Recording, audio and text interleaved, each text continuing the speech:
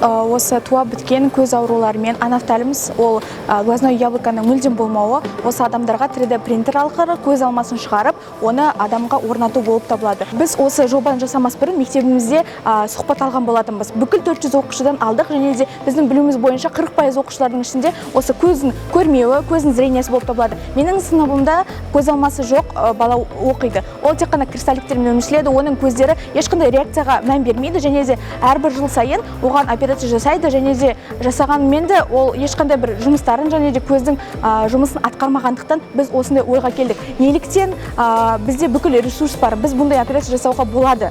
Неліктен осыны жасамасқа деген ой түртіп, осы жобамызды жасаған болатынбыз. Кездесуде ең бірінші рет болдым, және де маған өте қатты ұнады. Бұл мектептің кездесуіндегі балалардың осындай неше түрлі жоба әкелуі, ұстаздардың, кураторлардың әрбір балаға деген көңіл бөліп, әрбір баланың ойымен бөлесіп, оны санасуы, және де осы мектептің осы өте жылы қарсы алып, бізге барлығын көрсетіп, таныстырып, білмеген нәрселердің барлығын түсіндіруі болып табылды. Өте тамаша әсер алдым.